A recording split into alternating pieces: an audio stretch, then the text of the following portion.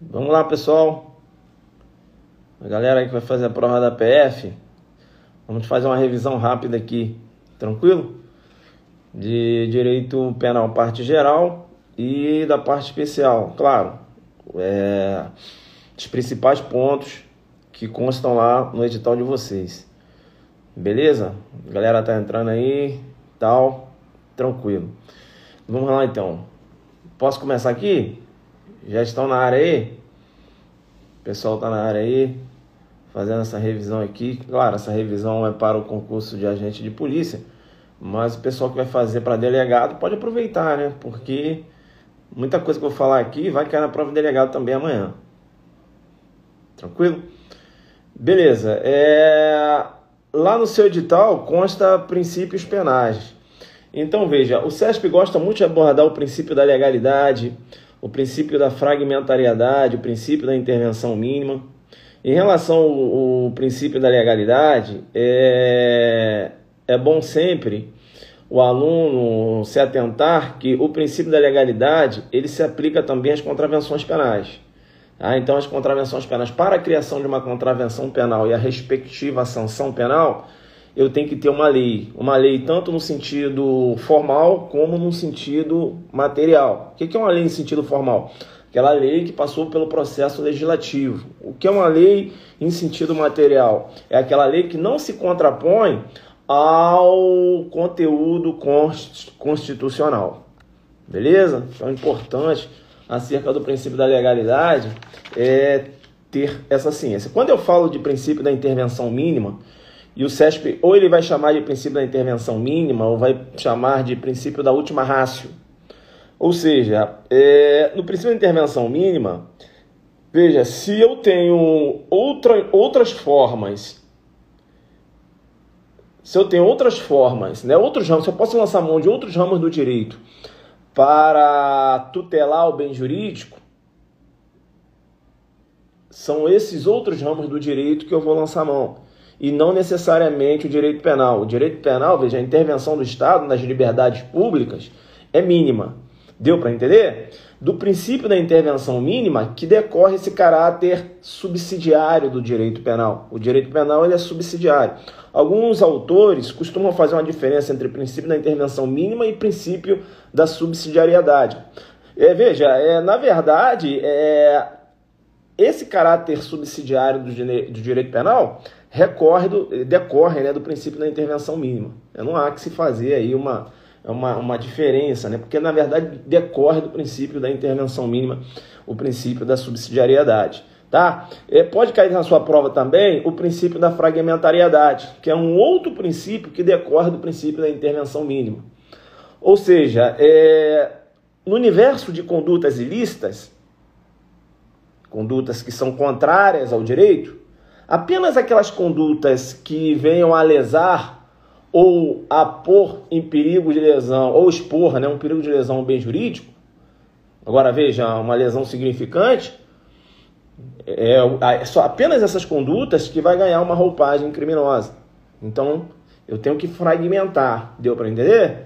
É o princípio da fragmentariedade. Eu tenho seletividade de condutas e seletividade também de bem jurídico. Fica esperto, porque quando se falar de princípio da intervenção mínima, você pode raciocinar também na concepção de direito penal mínimo, tá? Direito penal mínimo e intervenção mínima, que se contrapõe à hipertrofia do direito penal, um direito penal expansivo. Quando eu falo de inflação legislativa, eu estou aí tratando de direito penal expansivo, hipertrofia do direito penal. Na hipertrofia do direito penal, eu utilizo o direito penal para tutelar todos os bens jurídicos. Na hipertrofia do direito penal, eu não falo de intervenção mínima, eu não falo de princípio da insignificância, eu não falo de fragmentariedade. Deu para entender? Então fica ligado nessa visão do direito penal expansivo. Outro princípio que pode cair na sua prova, e lá consta princípios penais, é o princípio da intranscendência, também chamado de princípio da personalidade ou da responsabilidade pessoal. Fica ligado nesse princípio, porque o princípio da intranscendência, da personalidade ou da responsabilidade pessoal, ele não se confunde com o princípio da individualização da pena. O princípio da intranscendência, da personalidade ou da responsabilidade pessoal tem uma outra essência. Segundo o princípio da intranscendência, a pena ela não pode passar da pessoa do condenado. Afinal, o direito penal consagrou a responsabilidade penal subjetiva. O agente só pode receber uma reprimenda penal se ele agiu com dolo e culpa. Então, se o pai do Tício matou o Mévio e o pai do Tício faleceu, há a extinção da punibilidade. Essa pena, ela não perpassa a figura do autor. Deu para entender isso? Deu para entender? Então, veja, não há que se falar, né, nessa herança de pena, diria eu. Deu para entender? Agora, veja, eu estou falando de responsabilidade penal, porque em relação à reparação do dano, isso pode ocorrer até o limite do valor do patrimônio transferido, claro, quando trata aí em relação à herança. Deu para entender? Agora, quando eu falo, isso é o princípio da intranscendência, da personalidade e responsabilidade pessoal. O princípio da individualização da pena tem um outro viés. Esse princípio da individualização da pena, ele se coaduna com a culpabilidade do autor. A pena ela tem que ser individual. Não é porque o Tício cometeu furto com o Mévio que eles irão receber a mesma pena. A pena é individual. O juiz vai individualizar a pena. Deu para entender? O princípio da individualização da pena também tem consequências na execução da pena. Bacana? Tranquilo? Então, importante. Então, cuidado, porque o examinador adora chamar o princípio da intranscendência de princípio da individualização da pena.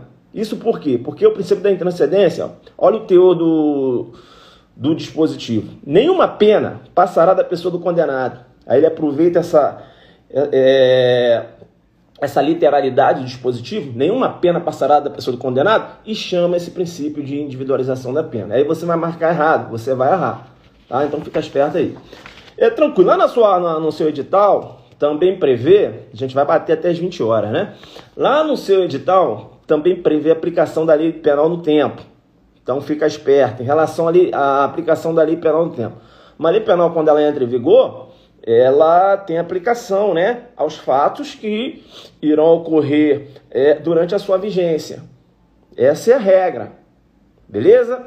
Agora veja, se essa lei penal é uma lei penal benéfica, há a possibilidade dela retroagir para regular fatos que ocorreram fora da sua vigência. Eu tenho aí o fenômeno da extratividade do direito penal. A extratividade extratividade da lei penal benéfica, né? Ela pode tanto retroagir como ser aplicada ainda que revogada, ou seja, ainda ter esse efeito ultrativo. Deu para entender? Então, fica esperto em relação à lei penal benéfica, né? Aí, olha, a extratividade, tanto ela pode ser ultrativa como ela pode ser retroativa. Ultrativa, ser aplicada ainda que revogada. Retroativa, regular fatos anteriores à sua vigência. Beleza? Fica esperto ainda em relação à lei penal, porque o examinador ele pode perguntar se é possível a combinação de leis.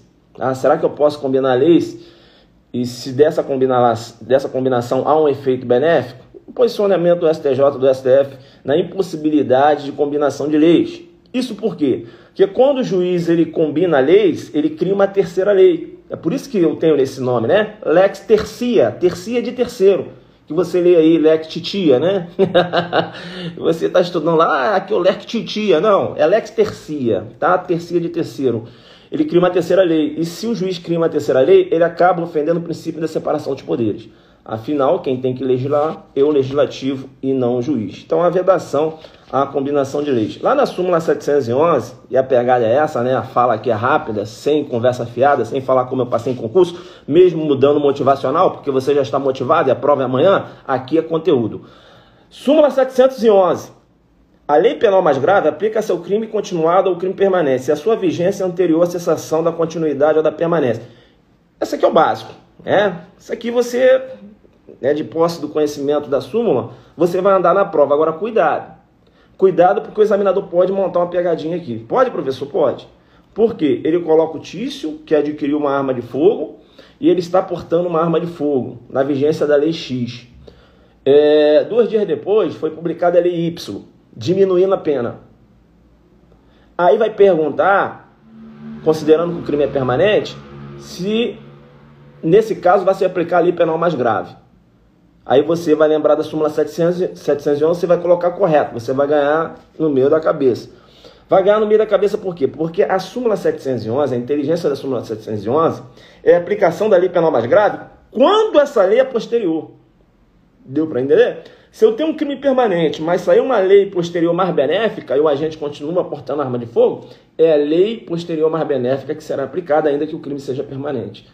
Então, fique esperto, né? Atenção na pegadinha da súmula 711. Em relação à lei penal ainda, né, pode cair na sua prova a figura da abolição. A abolição é o crime, veja. É aquela retirada da roupagem criminosa de uma conduta. E abolição crimes, nós sabemos aí que é uma causa extintiva da punibilidade. Agora é bom você saber que há cessação dos efeitos penais. Os efeitos civis, por exemplo, de responsabilidade civil, reparação do dano, permanece. E fica esperto se cair abolição crimes na sua prova, que ele pode trabalhar se eu tenho abolição crimes apenas com a revogação formal do dispositivo. Não, eu tenho que ter a revogação formal e material da conduta, né, como ocorreu lá com a figura do adultério. Em relação ao atentado violento ao pudor, ocorreu apenas a revogação formal. E essa conduta ela migrou lá para o 213, então não ocorreu a abolição. Tá? Outra questão importante, a abolição crimes não se aplica apenas num contexto de tipo penal, não. Pode se aplicar em causa de aumento, pode se aplicar em qualificadora, pode se aplicar, e cai direto na prova, em relação a um complemento de uma norma penal em branco. Tem lá a portaria da Anvisa, aí eu tenho lá a cocaína, que consta como entorpecente. Aí o Tício traficou cocaína. 2 dias depois saiu uma portaria, retirando a cocaína, alteração na portaria, né? Retirando a cocaína do rol dos entorpecentes. O Tício, que traficou cocaína, será posto em liberdade. Agora, se o Tício está preso porque traficou cocaína e maconha, ele continua preso. Por quê? Porque a retirada da substância foi só da cocaína. Em relação à cocaína, ok, eu tenho abolição, mas em relação à maconha, deu para entender? Claro que a pena pode até ser revista nesse caso, mas não há que se falar dele ser posto em liberdade automaticamente, porque a maconha continuou lá com a roupagem de entorpecente. Beleza? Tranquilo. Tá. Outro ponto importante, né? E aqui a gente está falando, né? Ainda falamos aqui da lei penal do tempo, aí eu entrei já com lei penal benéfica, enfim, mas que pode cair na sua prova ainda, em relação à lei penal do tempo, é a teoria aplicada, né? Então veja, em relação à lei penal do tempo, a teoria é a teoria da atividade. Considera praticado o crime no momento da ação ou omissão, ainda que outro seja o momento do resultado. Ou seja, no momento, o crime, né? No momento da prática dos atos executórios. Diferente em relação ao lugar do crime. O lugar do crime, a teoria aplicada, a teoria da ubiquidade. Eu chamo a sua atenção porque, em relação ao lugar do crime, né, que eu tenho a aplicação da teoria da ubiquidade, fica esperto porque essa teoria aplicada aos crimes à distância. Atos executórios na Argentina, consumação no Brasil. Ou atos executórios no Brasil, consumação na Argentina. Beleza? E essa teoria não se aplica aos crimes conexos em relação à atração, processo de julgamento desses crimes. Professor, não entendi nada. Vamos lá. Tício furtou um veículo na Argentina e o Mévio adquiriu esse veículo no Brasil. Então, o Mévio vai responder por receptação no Brasil e o Tício vai responder por furto na Argentina. Deu para entender? Não há que se falar, não é porque tem uma conexão, porque nós sabemos que a receptação é chamada de crime acessório, né? Também chamado de crime de fusão. Ou, se você quiser, pode chamar também a receptação de crime parasitário. Porque há essa conexão, sacou? Da receptação depende do materialização do delito, depende da ocorrência de um crime antecedente. Beleza? Tranquilo. Tá. Aplicação da lei no espaço ainda, fica esperto que pode cair na sua prova amanhã a teoria adotada, né? Em relação à aplicação da lei no espaço, a teoria adotada é a teoria da territorialidade. Agora veja, não é uma territorialidade absoluta, é uma territorialidade mitigada, relativizada. ou pode cair na sua prova, se você preferir, ou temperada. Isso quer dizer o seguinte, que eu posso ter fatos, né, que ocorrem no território brasileiro, que ocorreram no território brasileiro, ou que ocorrem no território brasileiro, que eu não vou aplicar a lei brasileira. Aí, por uma questão de tratados internacionais, como eu tenho lá o exemplo de um diplomata que pratica um homicídio aqui no Brasil. Eu não aplico a lei brasileira. Ah, professor, ele não será punido? Eu não falei isso. Eu só falei que eu não aplico a lei brasileira. É claro que ele poderá sim ser processado, julgado e punido de acordo com a lei do país dele. Então, uma lei estrangeira sendo aplicada ao território brasileiro. Então, eu tenho uma intraterritorialidade. Beleza? Lei estrangeira sendo aplicada ao território brasileiro. E por que ainda essa territorialidade é mitigada? Porque há possibilidade de eu aplicar a lei brasileira a fatos que ocorreram fora do Brasil.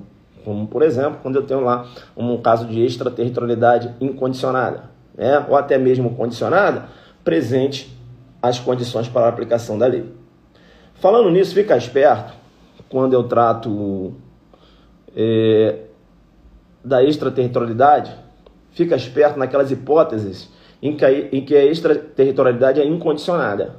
Tá? Fica esperto. Crimes contra a vida ou liberdade do presidente da República, o examinador vai jogar patrimônio não entra, é vida ou liberdade do presidente da República, contra patrimônio ou fé pública da União, do Distrito Federal, Estado, território, de município, de empresa pública, sociedade de economia mista, autarquia ou fundação instituída pelo poder público, contra a administração pública porque está a seu serviço. Então, fica muito esperto, porque no caso da extraterritorialidade incondicionada, eu vou aplicar o artigo 8º, tranquilo? De forma incondicionada também. Ou seja, a detração, se o cara praticou um crime contra a liberdade do presidente no exterior, presidente do Brasil, ele além de responder lá no exterior, vão ser processado e julgado lá. Pegou 10 anos. E aqui no Brasil pegou 6. Eu vou fazer a subtração. Ele vai cumprir 4 aqui, né, para evitar o bis e idem. Mas fica ligado. Extraterritorialidade incondicionada. Porque nos casos de extraterritorialidade condicionada, você tem que ficar esperto. Por quê? Porque a detração penal, ela não vai ser aplicada se o cara cumpriu já a pena toda lá. Professor, não entendi nada. Essa questão caiu no SESP. Eu sempre coloco essa questão porque eu tenho medo dela aparecer de novo. O Tício traficou drogas na Argentina. Tranquilo, professor, entendi. Lá ele foi condenado a uma pena de 5 anos. Ok. Aqui no Brasil ele foi condenado a uma pena de 10 anos, pelo mesmo fato. Bacana. Aí ele cumpriu 5 lá. Ah, professor, cumpriu 5 lá? Então vou jogar o artigo 8º, vou fazer a subtração e vai ter que cumprir 5 aqui. Você vai ganhar no meio da cabeça se você jogar a detração. Por quê? Tráfico de drogas está lá no rol da extraterritorialidade Não tá. Então tráfico de drogas só pode ser extraterritorialidade condicionada. E uma das condições para a aplicação da lei brasileira é não ter sido agente absolvido no estrangeiro ou não ter ali cumprido a pena. Se ele cumpriu a pena lá, filho, você não joga a detração. O Sérgio já colocou uma questão dessa na prova de escrivão PCDF, muita gente errou. Saíram lá fazendo a subtração e o Sérgio colocou o resultado certinho que decorre da subtração. E todo mundo que fez a subtração errou a questão. Beleza? Então fica esperto aí com essa pegada aí. Tá. Bom, né? Gostei, porque eu tenho apenas 30 minutos para fazer uma revisão da parte geral. E acho que eu vou conseguir fechar, porque depois eu vou pegar 30 minutos aqui da parte especial. Vem comigo, porque o que acontece? Agora a gente fala de tentativa e consumação. Viu? Se eu ficar aqui falando como eu passei em concurso, olha, né? Aqui eu empurro logo 3, 4 questões. Se eu ficar gritando caveira, já empurro mais uma. 5. Sacou? Aqui, o pessoal que fez o curso, é claro, só tá só olhando, né? Falando, isso aí o professor já falou nas aulas. Isso, né? E olha aí, ele tá aqui dando uma aula, fazendo 30 minutos de cada. Eu peguei, foi 5 horas só de parte geral com ele. Eu tô muito aqui tranquilo, fora as aulas que eu já assisti. Eu estou indo para competir. Tá, tentativa e consumação, tá? Eu vou chamar a sua atenção em relação à tentativa no intercrimes. Fases do crime, etapas do crime. Eu tenho uma fase interna que eu vou chamar de cogitação. E tem uma fase externa, né? E na fase externa eu tenho a preparação, a execução, beleza? O exaurimento não faz parte do intercrimes segundo a doutrina majoritária. Tranquilo? Tá. O que eu vou chamar a sua atenção aqui? Fica esperto, porque adotando a teoria objetivo formal, me parece que essa que vai ser adotada pelo SESP, porque o SESP não vai ficar discutindo lá as teorias da tentativa. Isso é mais para delegado. Delegado federal estudou isso aí, mas veja. Teoria objetivo formal. A tentativa vai se iniciar com a prática do verbo do tipo. Beleza? Então fica esperto, porque se o Tício está indo em direção à casa do MEV, com a intenção de matar o MEV, e ele é abordado na rua por policiais militares portando uma arma de fogo, ele vai responder por porte ilegal de arma de fogo, não tentativa de homicídio, porque ele não entrou na esfera da prática do verbo do tipo. Ele vai responder por tentativa de homicídio, mas aí ele vai responder por porte ilegal de arma de fogo, tá? E não tentativa de homicídio. Esse crime que você visualiza como autônomo, na fase de preparação, ele recebe um nome. É denominado de crime obstáculo. Beleza? Crime obstáculo. Tá. Eu vejo o examinador, ele pode pedir, e é isso que ele vai pedir, essa classificação lá da tentativa, tá? Para você ficar esperto em relação ao bem jurídico, se o bem jurídico foi atingido ou não. Aí nós temos a denominada tentativa cruenta, né? Se o bem jurídico foi atingido, ainda mais quando você raciocina lá com os crimes de sangue. Cruenta ou vermelha, ou se o bem jurídico não foi atingido, tentativa branca ou incruenta, em relação ao bem jurídico ter sido atingido. Em relação ao esgotamento dos atos executórios, eu tenho uma outra classificação. Se há o esgotamento dos atos executórios, o Tício tinha 5 munições, realizou 5 munições, mas o resultado ocorreu por circunstâncias alheias à vontade dele, eu tenho aí a denominada tentativa perfeita, acabada ao crime falho. Beleza? Tentativa perfeita, acabada ao crime falho. Sempre lembrando, né, que a tentativa é chamada por Zaffaroni de crime incompleto, crime manco, né? Professor, mas por que crime manco? Quer que eu explique por que crime manco? Vamos lá. Crime manco, porque veja, quando eu raciocino com crime, eu tenho que ter a parte subjetiva do crime completa e a parte objetiva também. Sacou? Tá. Na tentativa, eu tenho a parte subjetiva completa. O agente atira para chegar ao resultado. Essa é a consciência dele. E objetivamente, eu tenho um corte na ação. Por quê? Porque o resultado não ocorre. Aí eu tenho a parte subjetiva completa e a parte objetiva incompleta. Aí fica um maior que o outro. Aí manca. Crime manco. Filhão, aqui explica, né? Crime manco por isso. Porque eu tenho a parte subjetiva completa, a consciência, né? De chegar ao resultado morte. Isso aí está materializado, ele atira para isso. Mas objetivamente, eu não tenho essa parte objetiva completa, porque o resultado morte não ocorre. Entendeu? Aí eu tenho um subjetivo maior que o objetivo. Então há um desequilíbrio. Por isso que eu chamo a tentativa de crime manco. Joga aqui na minha conta, vem comigo. Vem comigo porque aqui não vem de fala, né? É igual a gente fala lá na polícia, né? Aqui o jogo é pesado, né? Quero ver a galera. Tem uma galera que fala muito aí no Instagram, mas cair pra dentro junto com os alunos dia antes da prova ninguém faz. Aí é o Zuc mesmo que vem aqui jogando duro. Tentativa perfeita, então, tá? Esgotamento dos atos executórios. Agora, se não há o esgotamento dos atos executórios, o agente realizou disparo de arma de fogo, tinha 5 munições, quando ele deu o segundo tiro, a polícia chegou no momento ali e impediu a continuidade da ação, eu tenho uma tentativa inacabada, tá? Tentativa inacabada, imperfeita ou tentativa propriamente dita.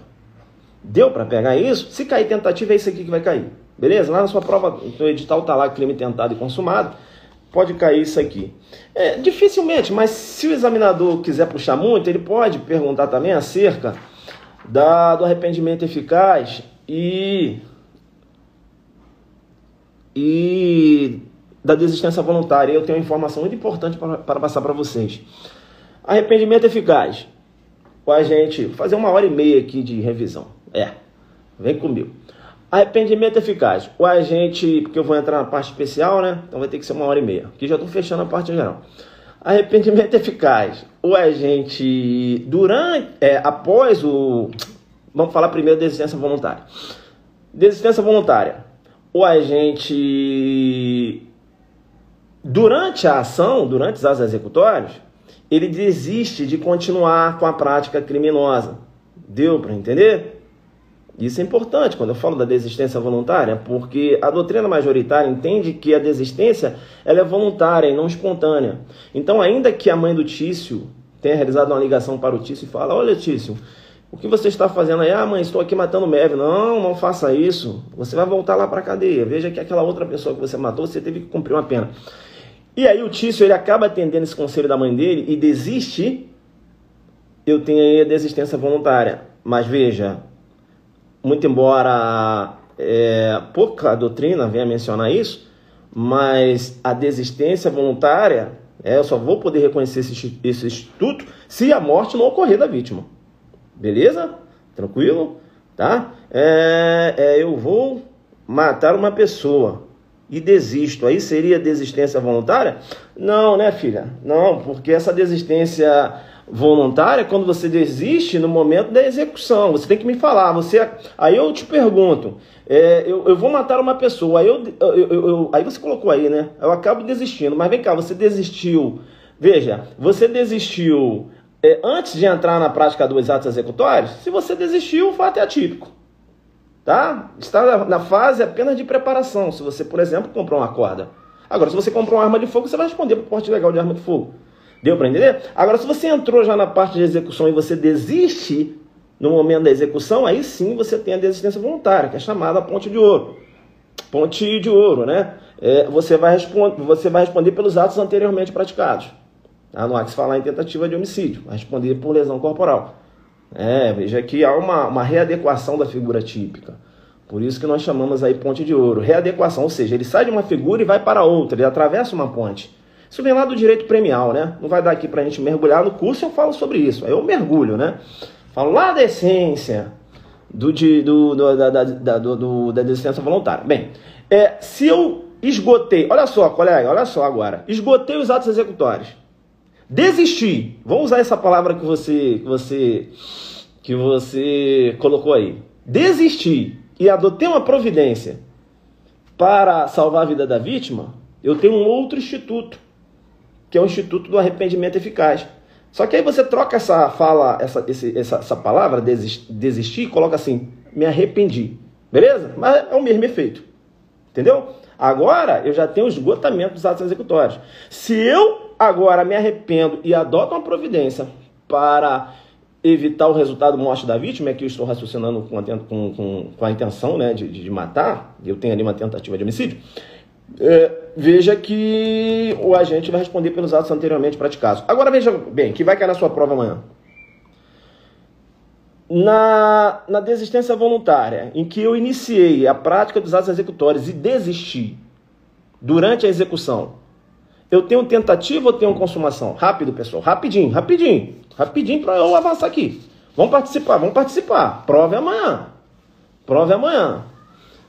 Quando eu entrei nas atos executórios, eu desisti. Estou lá realizando a prática, realizando disparo de arma de fogo, com a intenção de matar o Tício, mas eu desisto. Eu tenho 5 munições. Posso, mas não quero. Deu para entender? Eu estou em que fase? Vamos lá. Eu estou na consumação? Na tentativa. Se eu estou na tentativa e eu desisti, é porque eu estou abandonando uma fase. Que fase eu estou abandonando? Eu estou abandonando os atos preparatórios? Eu estou abandonando os atos executórios? E os atos executórios, eu tenho a fase da tentativa. Concorda comigo? Aí vem na sua prova amanhã e você vai olhar assim, você, porra, isso aqui tá errado. Você vai errar. Qual, professor? Porque vai aparecer na sua prova assim, desistência voluntária é uma forma de tentativa abandonada. E você vai marcar que tá errado, você vai ganhar no meio da cabeça.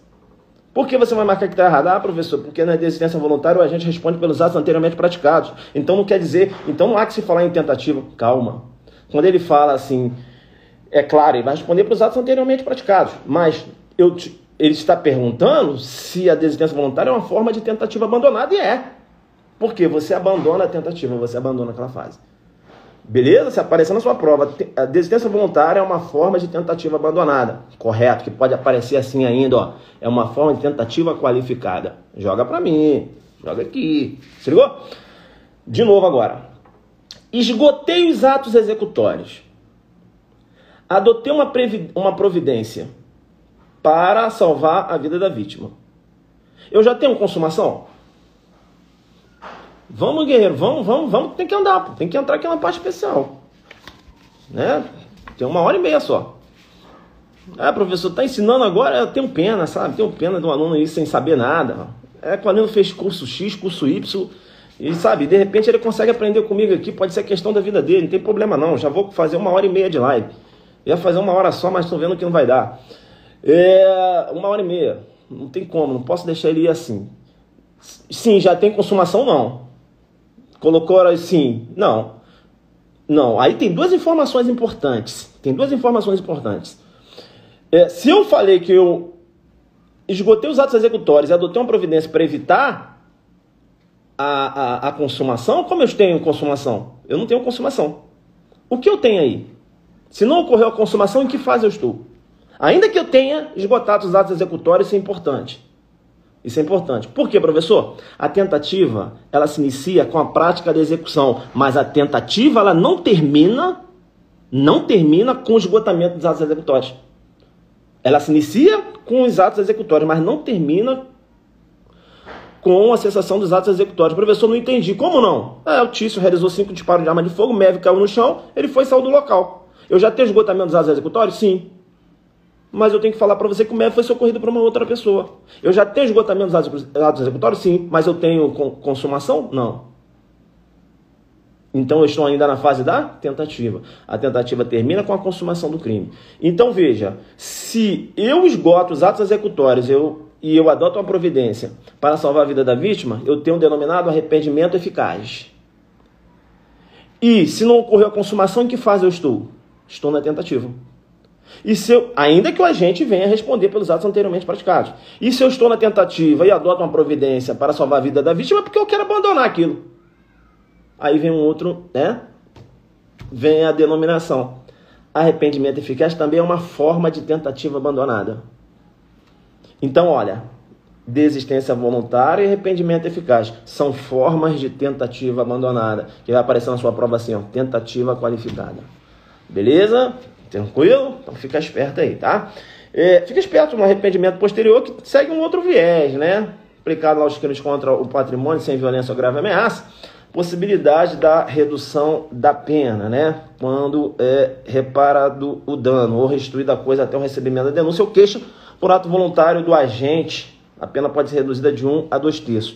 Tem um posicionamento do STF que entende que o arrependimento posterior se aplica somente aos crimes patrimoniais, beleza? E veja que o arrependimento posterior, a incidência vai ocorrer quando o crime já foi consumado. Entendeu? Arrependimento eficaz, eu não tenho consumação do crime. Sacou? Essa aqui é uma explicação rápida, né? Quem fez o curso, né? Professor, mas esse curso tem para PCDF ainda. Vamos avançar aqui, pessoal, porque eu tenho que andar aqui, né? Tá, tô aqui batendo o edital. No seu edital, professor, você bateu aí o edital, hein? Na parte geral, rápido, hein? Claro. No seu edital ainda tem as excludentes de ilicitude. Lá nas excludentes de ilicitude, eu vou apostar na legítima defesa, beleza? Porque, veja, fica esperto na legítima defesa, porque na legítima defesa, 25, não vai dar aqui pra gente mergulhar, mas sempre sabendo que na legítima defesa eu tenho que ter uma agressão humana. Agressão humana, né? Agressão humana em relação à legítima defesa. Então, um ataque de um animal não pode configurar a legítima defesa, a não ser que esse animal esteja sendo utilizado como mero instrumento. A agressão pressupõe conduta, beleza? Conduta tem que ter uma consciência, sacou? Então fique esperto, porque se o Tício ele está inconsciente, o Tício acordou, está andando pela casa, pegou uma faca, aí conseguiu sair de casa e foi atacar o MEV se defendeu daquela agressão que é injusta, não há que se falar em legítima defesa. Porque eu tenho um estado de inconsciência por parte do agressor. Eu não tenho conduta aí, sacou? Aí vai ser estado de necessidade. Deixa a galera marcar legítima defesa, tá? Os atos inconscientes. um ato reflexo. Professor, não entendi. O Tício está subindo uma escada. Sem querer, ele caiu da escada. Ele veio com o braço em cima do Mervin. O Mervin foi, se defendeu, deu um soco no Tício. Eu tenho legítima defesa aí? Não. Por quê? Eu tenho um ato reflexo, não tenho conduta. Eu tenho estado de necessidade. Beleza? Eu dei uma aula ontem bacana lá no Congresso sobre legítima defesa. Tá, vou botar logo aqui, porque o que eu acho que vai cair na sua prova? As espécies de legítima defesa, tá? Legítima defesa sucessiva, legítima defesa subjetiva. Legítima defesa sucessiva, legítima defesa real. É aquele agressor que inicia a agressão, a vítima diante daquela situação justificante, que é a agressão injusta, atual, a vítima, ela repele aquela agressão, ela oferece uma reação, e eu tenho a denominada ação justificada, entendeu? Sempre entendendo, né? Os meios, lançando mão dos meios moderados, aqueles disponíveis no momento, é isso? Atenção à proporcionalidade, porque o excesso ele é punível, tanto culposo como doloso.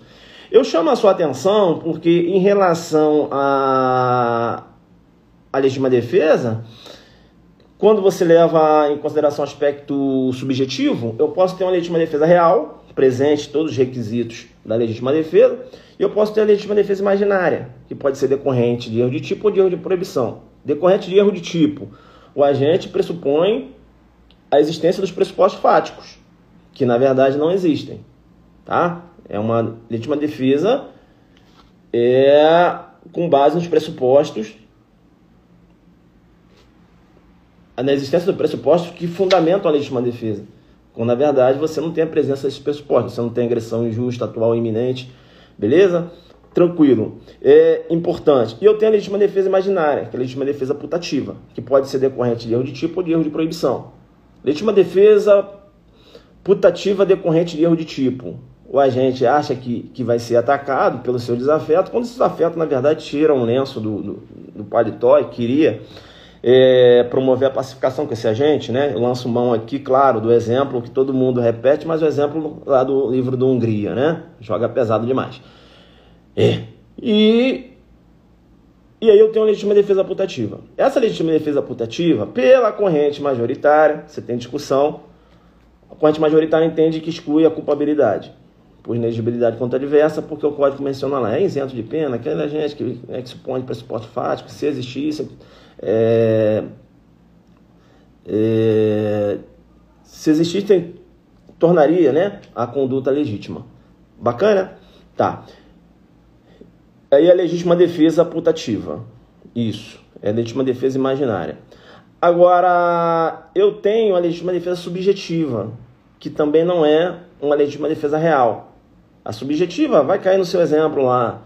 É o Mervin, né, que tem uma estatura física inferior em relação ao agressor dele. E aí, durante a luta ali, ele se defendendo, ele dá um golpe no agressor. O agressor cai, só que ele não deu... Sabe, ele estava assim, há uma alteração de ânimo que ele continuou agredindo o seu agressor. Deu para entender? É aquela legítima defesa que eu tenho uma alteração de ânimo que provoca um excesso. Entendeu? É o chamado excesso excusável, tá? Justificado. Beleza? É a legítima defesa subjetiva. Essa legítima defesa subjetiva também exclui a culpabilidade por inexigibilidade de conduta adversa. Então fica esperto. Quando cai lá a legítima defesa sucessiva, é uma legítima defesa real. O agressor, ele iniciou a agressão, ele foi imobilizado, a partir daí a vítima começou a agredi-lo. Ele vai poder agir em legítima defesa. Legítima defesa sucessiva. Tranquilo? Beleza. E a imaginária, a gente já falou aqui, que pode ser uma legítima defesa putativa ou subjetiva. Beleza, tranquilo. Está na necessidade, vou só citar aqui a teoria, tá? A teoria que é adotar a teoria unitária. Tá? Sacrifício de bem de igual ou menor valor em relação ao bem preservado. Ainda em relação a estar na necessidade, não vai dar aqui para dar, porque eu tenho que entrar logo aqui na parte especial. Fica esperto no agente que tem o dever legal de enfrentar o perigo. Aquele bombeiro, por exemplo, né? Ele não pode alegar estado de necessidade, porque ele tem um dever legal de enfrentar o perigo. Agora, veja, a lei não exige que ninguém seja herói. Né? Se eu tenho uma casa que está em chão, que não tem como ele entrar, ele não vai entrar. Beleza? Agora dá até como ele entrar, mas há uma possibilidade, né? Há um perigo dele acabar morrer carbonizado, ele vai ter que entrar. Tranquilo? Isso é importante. E em relação a esta necessidade, tá? Não tem como aprofundar, mas um ponto importante aqui, a agressão atual.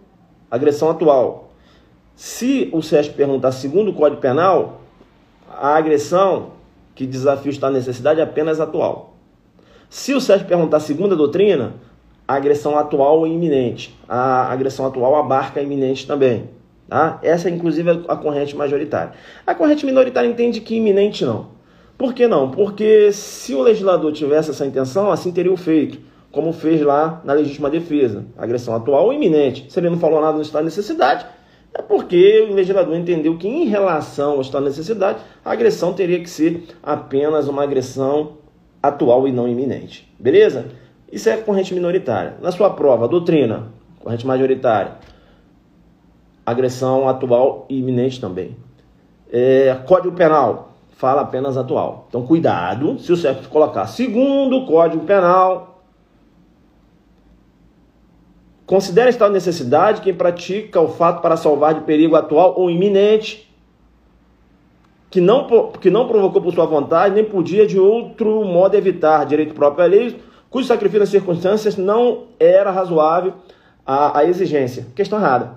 Segundo o Código Penal, não entra iminência. Então fica esperto aí. Não adianta entrar com recurso, não. Ah, professor, mas a doutrina... O SESP falou segundo o Código Penal. Beleza? Tá.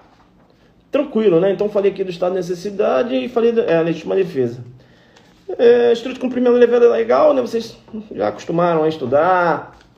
Enfim, e também a exercício regulado de direito, né? Uma partida de futebol, por exemplo, se há uma lesão naquele âmbito ali, é claro, se está ali seguindo as regras, não há que se falar em ilicitude da conduta, porque o agente está amparado pelo excludente exercício regulado do direito. Então dá uma revisada ainda em relação ao exercício regulado do direito. Eu avanço aqui para a parte especial e sim, eu vejo uma probabilidade de cair na sua prova o feminicídio. Professor, você fala rápido, né? Para quem estudou, né? Eu falo para quem estudou. Quem não estudou, não adianta.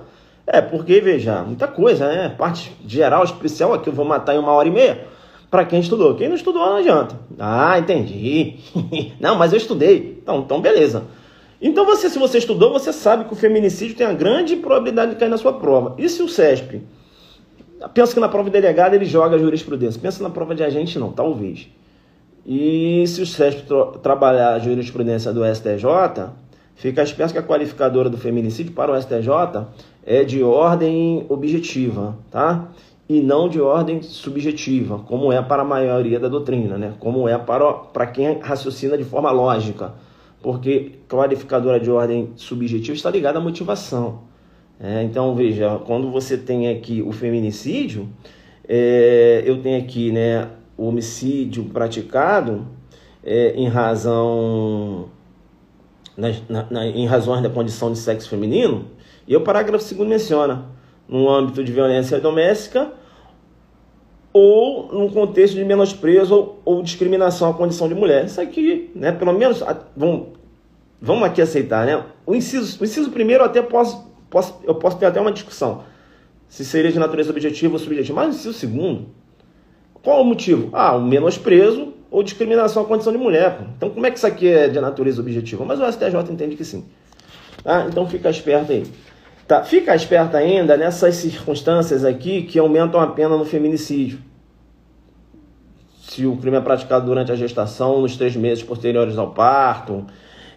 Eu aposto muito no inciso 3, né? Se o crime é praticado na presença física ou virtual de descendente ou ascendente da vítima. Outra que acontece muito aqui nas delegacias: feminicídio praticado em descumprimento das medidas protetivas de urgência. Ou seja, o agente tem uma medida protetiva de urgência em seu desfavor, de não se aproximar da vítima, ele se aproxima da vítima e mata a vítima. Vai responder pelo feminicídio, que é homicídio qualificado e coincidência de uma causa de aumento. A pena vai aumentar de 1/3 até a metade. Beleza? Importante, então, você vai dar uma olhada hoje ainda nessas causas de aumento aqui. Bem, ainda na parte especial, eu vejo como... Mas aqui será mais para delegado. Será que... acho que não. Não, mais para delegado. Vamos avançar aqui, né? Tem muito tempo. O perdão judicial, tá? Fica esperto no perdão judicial, porque o STJ tem um posicionamento interessante lá. Para que haja perdão judicial, e claro, você sabe, perdão judicial no homicídio culposo, a gente tem que ter uma relação de afeto com a vítima. A relação de afeto não é necessariamente namorado da vítima, não é necessariamente noivo da vítima, marido da vítima ou ficante da vítima. Beleza? Eu posso ter uma relação de afeto entre amigos. Então, se o tio está dirigindo um veículo automotor, perdeu a direção do veículo e um amigo dele morreu, há a possibilidade do perdão judicial. Agora eu chamo a sua atenção.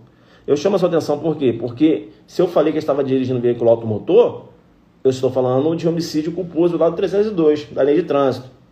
E lá na lei de trânsito não tem previsão de perdão judicial, não. Professor, mas você falou que vai ser possível? Ah, vai ser possível por analogia em bona partem. Beleza? Jurisprudência firme nesse sentido. Artigo 121, parágrafo 5º, eu vou aplicar lá no 302 do homicídio culposo na lei de trânsito. Tá? Inclusive o perdão judicial, você tinha uma previsão de perdão judicial lá e ocorreu o veto. Por quê? Porque o perdão judicial da lei de trânsito navegava apenas na órbita de parente.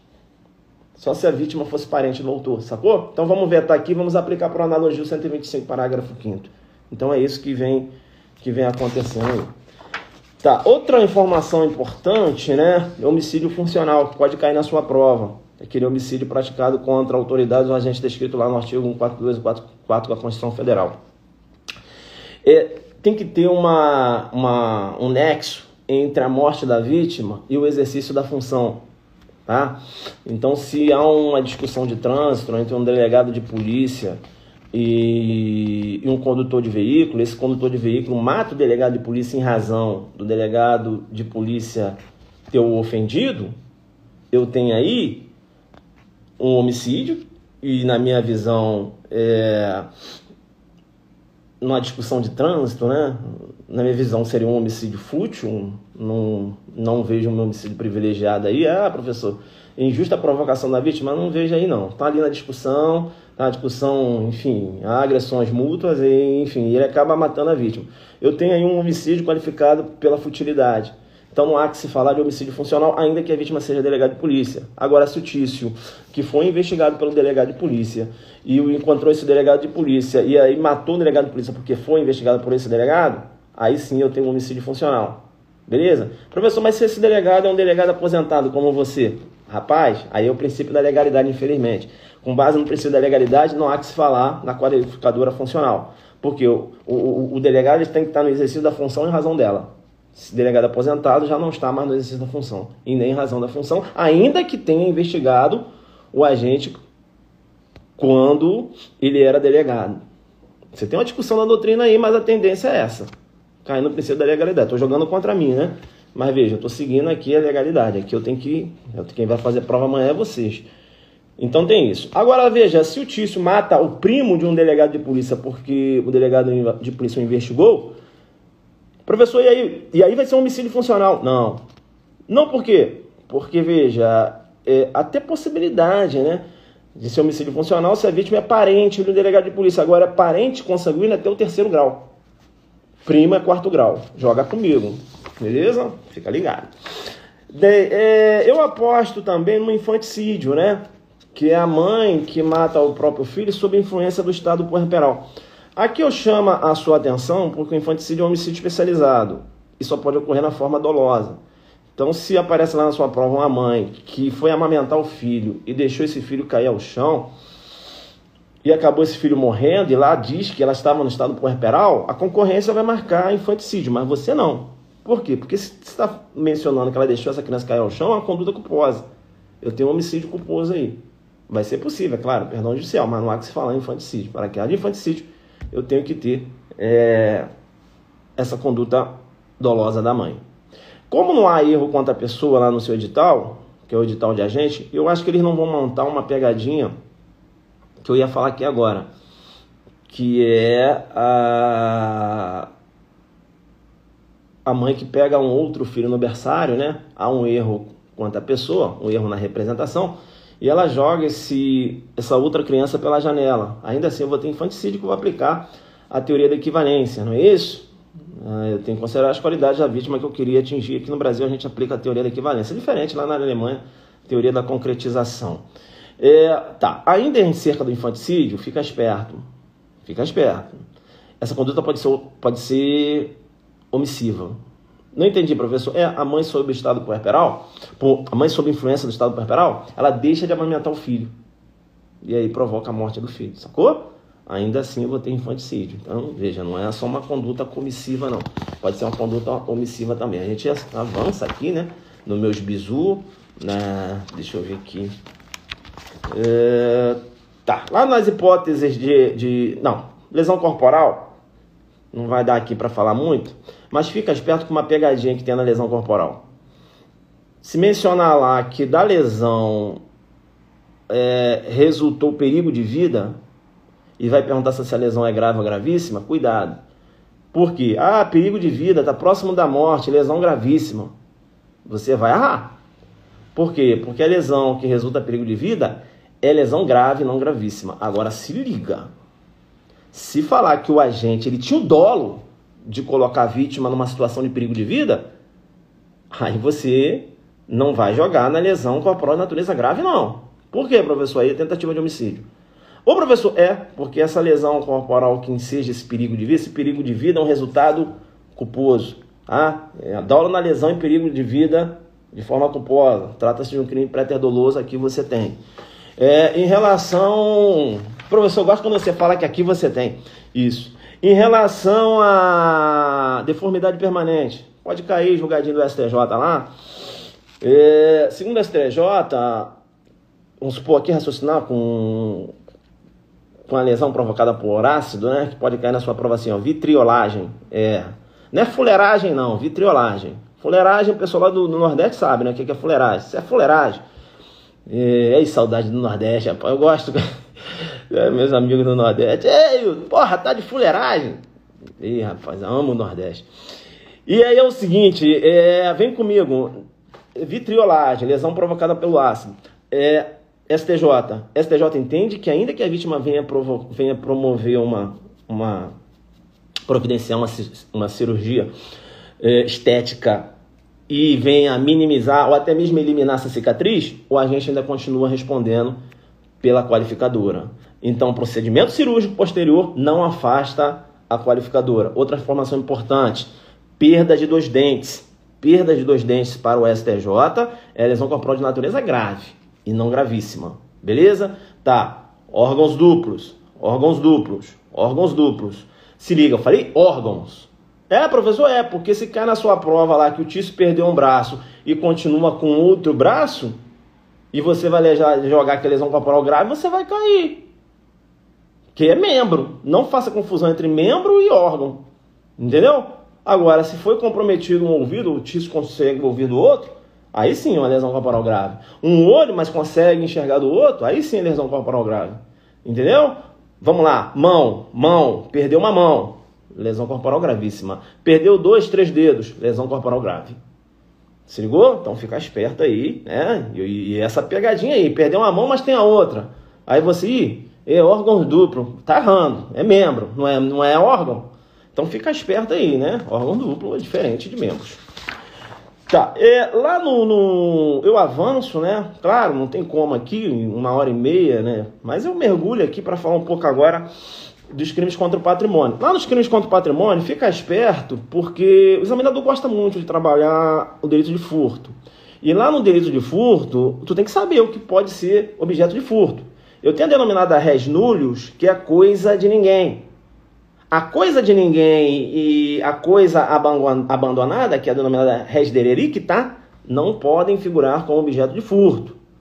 Agora, eu posso ter uma coisa que ela foi abandonada, né? Ou melhor, vem comigo. Eu tenho um objeto que é de ninguém, é res nullius. Não pode ser objeto de furto, objeto material de furto.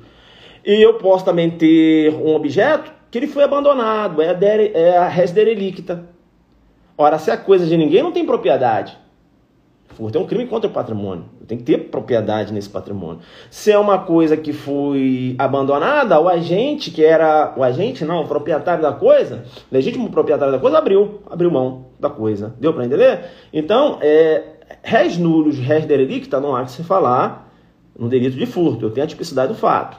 Agora, eu posso ter um objeto que ele tem dono, mas ele se encontra perdido. E aí o Tício achou aquele objeto. Há que se falar em furto? Não. Mas o fato é atípico? Aí não. Por quê?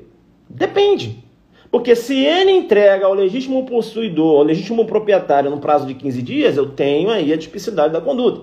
Agora, se ele não entrega ao legítimo proprietário ou até mesmo à delegacia de polícia nesse prazo de 15 dias, eu tenho um delito. Ah, furto? Não. Eu tenho um delito de apropriação de coisa achada e chamo sua atenção. Chamo sua atenção porque esse delito de apropriação de coisa achada, como eu tenho esse hiato, esse lapso temporal, é um crime que eu vou denominar de crime a prazo. Deu para entender? Só se consuma se eu tenho esgotamento desse prazo. Deu para entender? Outro que pode cair na sua prova, nós temos meia hora ainda, né? Eu vou continuar batendo aqui, falo rápido. Isso. É em relação ao furto privilegiado. Isso, furto privilegiado. Fica esperto. O que pode cair em relação ao furto privilegiado? Veja que se o criminoso é primário e é de pequeno valor a coisa furtada, o juiz pode substituir a pena de reclusão pela pena de detenção, diminuir de 1 a 2 terços ou aplicar somente a pena de multa. STJ, em relação ao furto privilegiado, fica esperto, né? Esse pequeno valor, que é citado aqui no 55, parágrafo 2º, é um valor que não é superior a um salário mínimo ao tempo do fato. E é diferente quando eu trato da insignificância, que é um valor que não é superior a 10% do salário mínimo, e eu chamo a sua atenção. Por quê? Furto privilegiado e princípio da insignificância não se confundem. Se eu falo de princípio da insignificância, eu estou excluindo tipicidade material. Se eu excluo tipicidade material, eu excluo o tipo, a categoria tipo. Né? E no conceito tripartido, crime é fato típico, antijurídico, culpável. Eu não tenho crime. Eu não posso diminuir a pena de um fato que eu não considero crime, entendeu? Eu só vou diminuir a pena de um crime que é materializado. Então, se liga que o furto privilegiado não há que se falar em aplicação de princípio da insignificância, não. Tecnicamente falando. Tecnicamente falando. Muito embora eu tenha a decisão recente do STJ, do STF, não sei, do STJ, que fez uma confusão. Citou princípio da insignificância para reconhecer privilégio. Pelo amor de Deus. Se ele reconhece o princípio da insignificância, ele está excluindo tipicidade material, não tem um crime. Eu então não posso raciocinar com diminuição de pena de quê? Se eu não tenho crime, eu não tenho tipicidade material.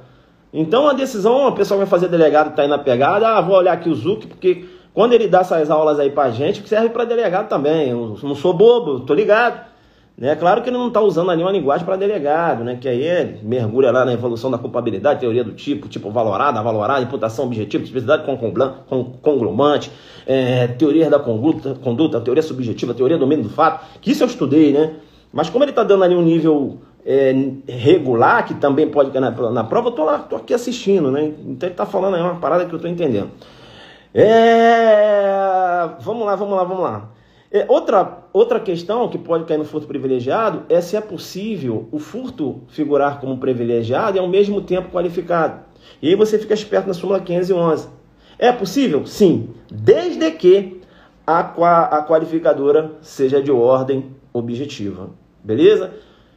Se eu tenho no furto, ainda que seja de pequeno valor a coisa furtada, ainda que o agente seja primário, se ele furtou abusando da confiança da vítima, ou se ele furtou mediante fraude, essas qualificadoras são de ordem subjetiva. Deu para entender? Aí não vai ser possível furto ser qualificado e privilegiado ao mesmo tempo. Privilegiado e qualificado ao mesmo tempo. Tranquilo? Então fica esperto aí. Tá, sinal a cabo, vem comigo, depende, né? Depende do sinal a cabo, depende. Depende de quê, professor? Do posicionamento.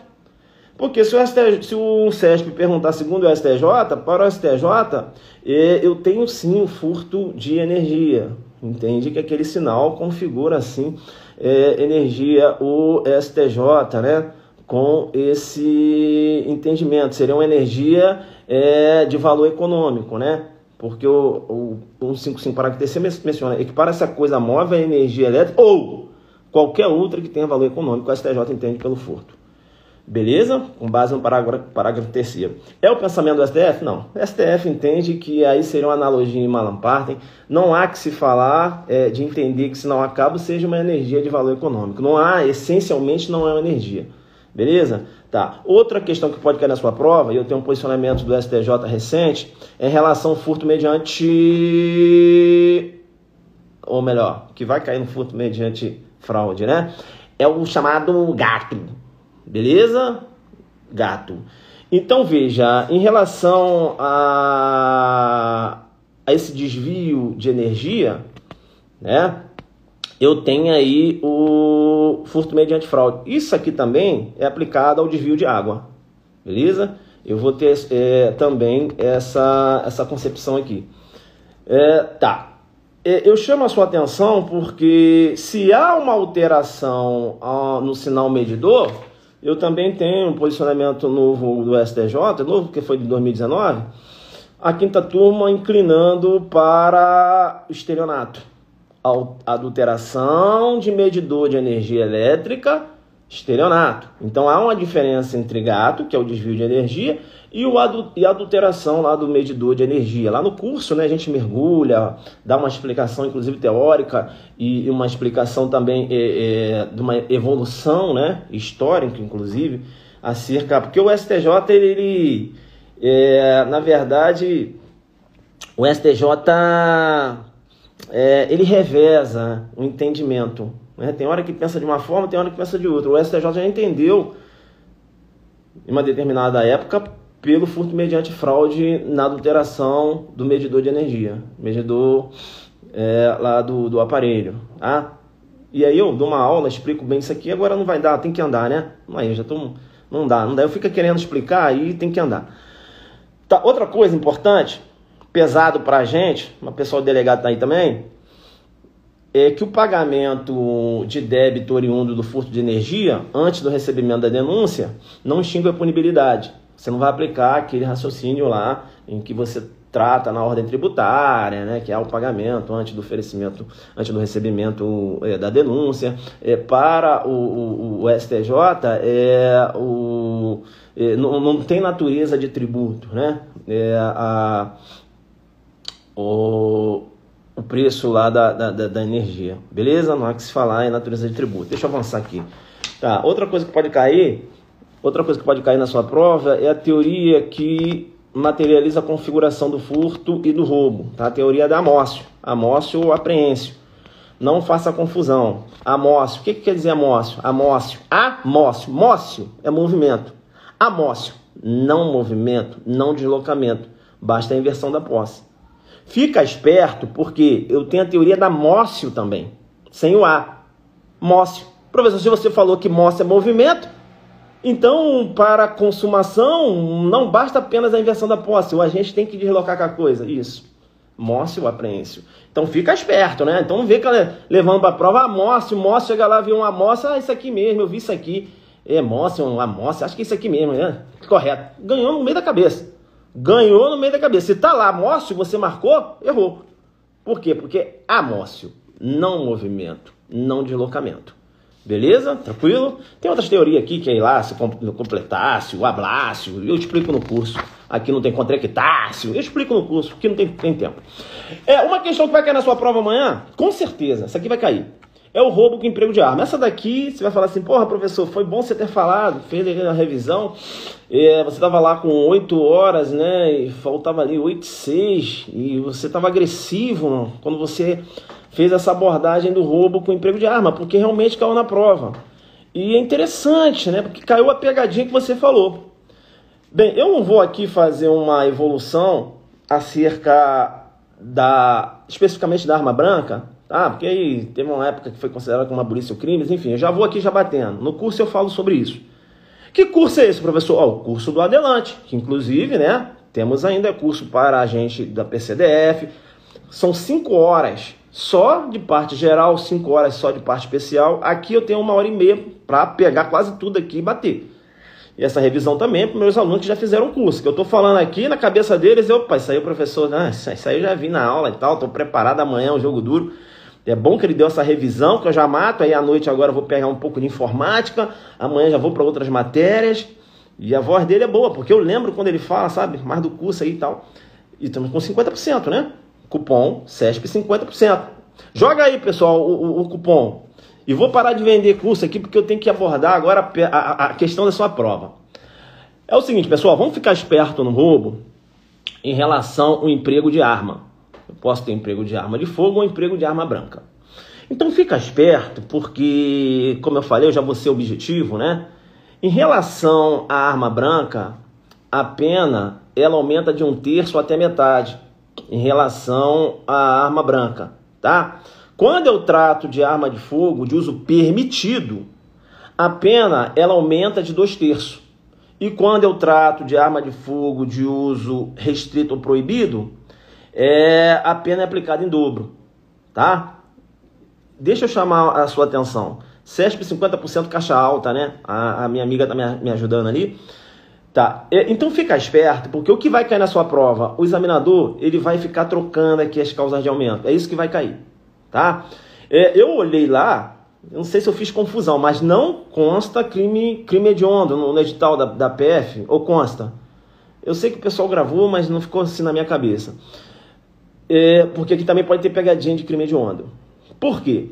Porque o roubo com emprego de arma branca, a pena aumenta de 1/3 até metade. Porém, não há que se falar de crime hediondo. Roubo com emprego cai, né? Então, beleza. Então, olha, roubo com emprego de arma branca não tem roupagem de crime hediondo. Já o roubo com emprego de arma de fogo de uso permitido e com emprego de arma de fogo de uso restrito ou proibido tem a roupagem de crime hediondo. Fica ligado também em relação, que já até caiu na prova lá, tá? Furto com emprego de explosivo. Nós temos lá a qualificadora, dá uma olhada lá, para você não ficar voando. Tá, Delta consta, né? Porque a gente, como eu estou fazendo para a gente eu não vi lá, mas delegado, claro que consta. Então fica esperto, tá? Aí em relação ao roubo com emprego de arma, eu tenho informações importantes aqui, que o STJ entende que não há necessidade da apreensão da arma. Então, se o Tício sacou uma arma de fogo, levou o relógio da MEV, e na corrida ele lançou essa arma de fogo no lago, e essa arma não foi encontrada, ainda assim ele vai responder por roubo majorado pelo emprego de arma de fogo. Professor, mas não sabia se a arma de fogo era de uso restrito ou de uso permitido, e aí, como é que fica? Aí, veja, vamos raciocinar para o menos. Deu para entender? Se a arma não foi apreendida para ser periciada, para saber qual era o calibre da arma, aí vamos raciocinar com a arma de fogo de uso permitido, ainda que tenha sido restrito. Ok? A vítima não tem conhecimento técnico para falar se era uma pistola, entendeu? Que pistola era, se era 380, se era 9, não deu para entender? Então esse é o posicionamento. Agora, roubo com emprego de arma desmuniciada. Depende da referência que o STJ vai adotar. Se o STJ está tendo como referência o STJ, roubo com emprego de arma desmuniciada não majora o roubo. Se o STJ está tendo como referência o STF, em relação ao STF, a incidência da majorante. Aí o Guerreiro colocou ali, não precisa de perícia nesse caso também. Depende. Como assim depende, professor? Explica. A arma não foi encontrada? Não foi. Beleza, ainda assim, ele vai responder por roubo majorado emprego de arma. Ainda que eu não tenha a possibilidade de submeter essa arma na perícia para saber se ela atira ou não. Deu para entender? Agora, a arma de fogo, se ela foi apreendida, aí necessariamente tem que ter perícia. Beleza? Enquadra-se como sendo restrito, né? Numeração raspa. Isso. O Guerreiro colocou ali.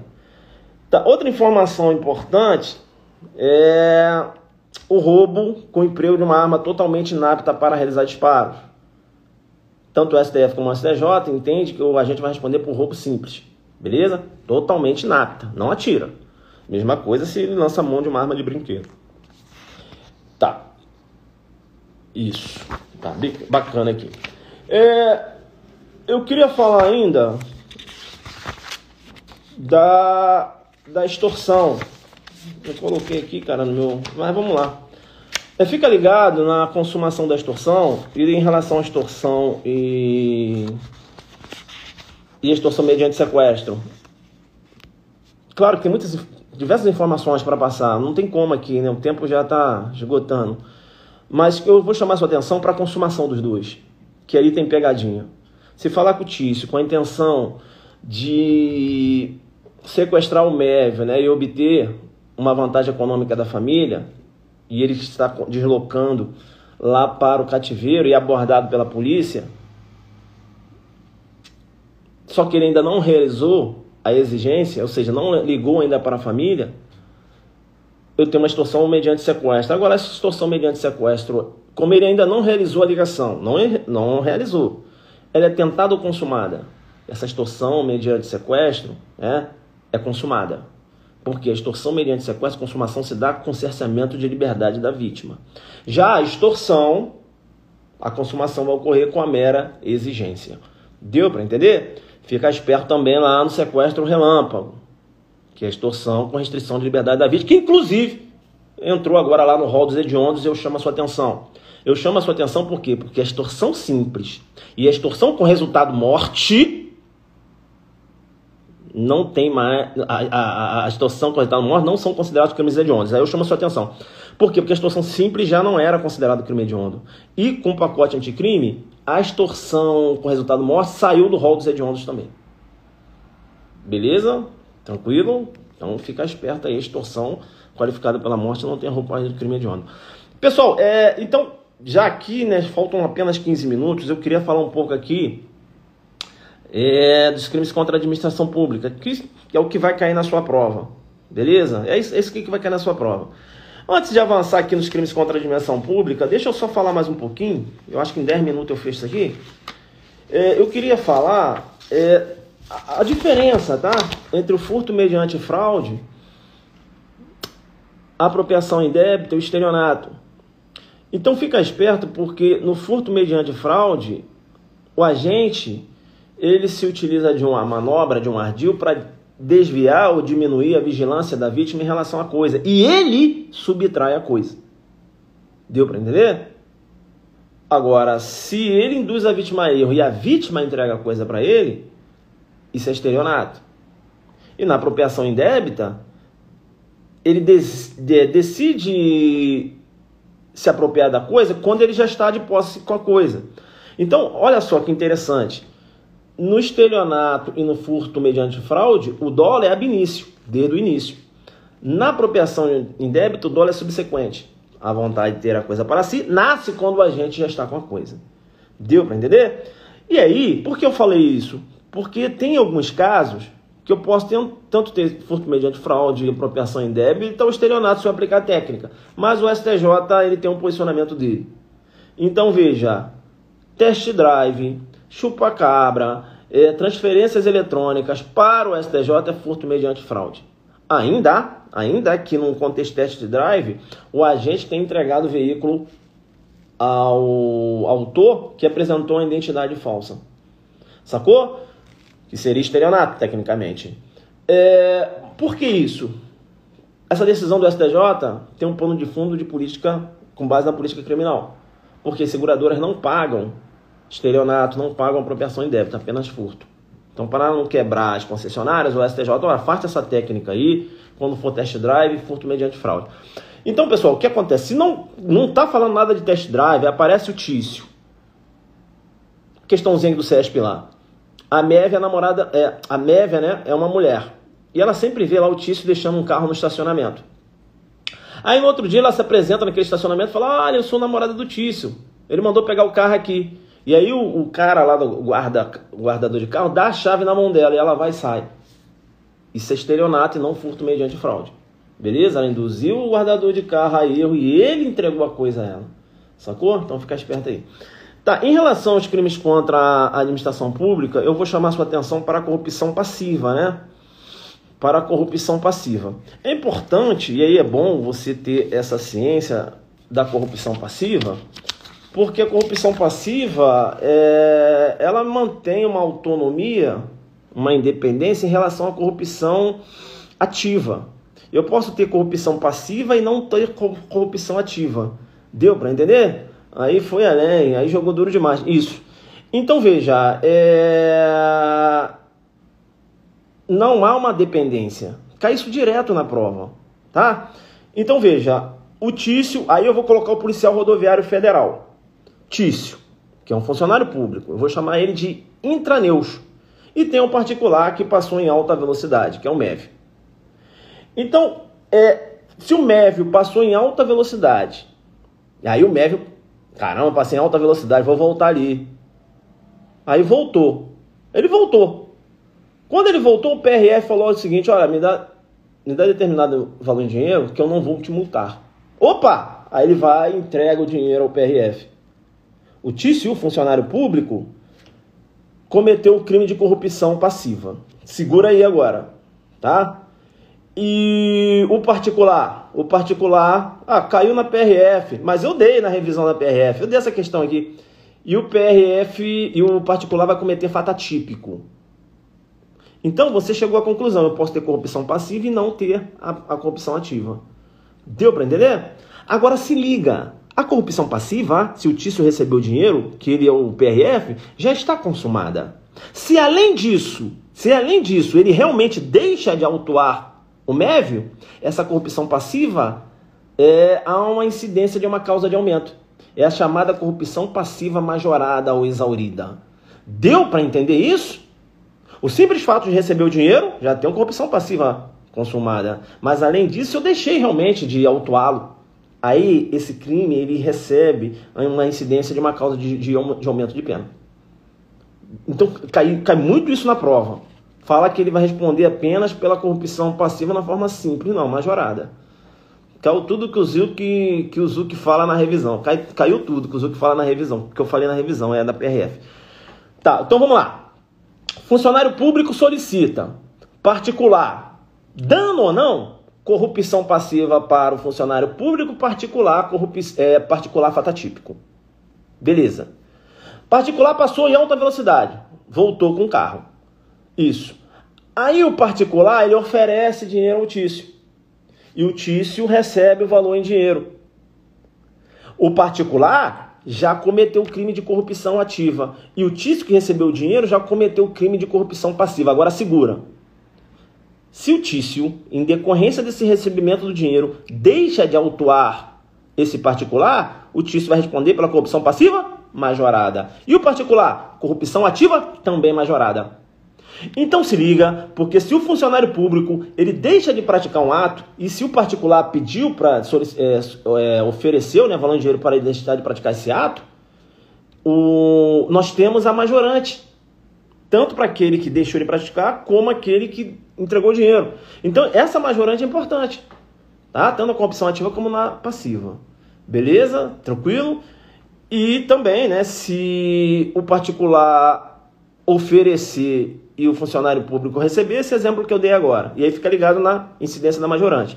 E o mesmo raciocínio, se o particular prometer e o funcionário público aceitar, ainda que não tenha recebido ainda. Beleza? Olha lá o cupom, ó. Cupom CESP 50%, o melhor curso, em exercícios. E lá eu tenho 5 horas para trabalhar, Aqui eu tenho, 20 minutos. 20 minutos porra nenhuma. Vamos avançar. Eu vou agora falando bem devagar aqui. Eu tinha um compromisso, mas fazer o quê, O que faz você, um delegado aposentado, que, tá vendendo curso e tu tá aí dando aula de graça pros alunos? Você vai falir com esse teu curso aí, porque é para dar só uma dicasinha, dar boa prova, entendeu? Fazer um marketing, ganhar lacrada. E aí você fica igual um doido, fazer uma revisão dessa igual um doido, sem ganhar absolutamente nada. O que leva você a fazer isso? Só sabe como é a dor aquele que já teve a mesma ferida. Daqui a pouco eu vou tomar uma cervejinha e tal, mas eu vou fechar aqui, devagar, assim, não vou mais correr não. Vamos aqui devagar porque eu tenho informações importantes. Esse crime de... agora já era, já me atrasei. Esse crime de corrupção passiva, todos esses crimes que tratam de corrupção, eles recebem uma denominação. Não vai fazer confusão, hein? Crime de peita. Falei peita. Peita. Beleza? Trata-se de um crime de peita. Peita que envolve suborno. Beleza? Vai fazer confusão aí não. Tá. Fica esperto na corrupção passiva, porque a corrupção passiva é um crime funcional próprio. Próprio por quê? Porque se você retira essa qualidade de funcionário público do agente, eu tenho uma conduta atípica. Diferente no peculato. Peculato é um crime funcional impróprio ou misto. Porque se você retirar a qualidade de funcionário público, a gente pode responder por apropriação indébita ou furto. Deu para entender? Então fica esperto aí. Tá, pode aparecer na sua prova. Tava correndo aqui, mas não vou mais correr. Vou fechar aqui com 2 horas de live.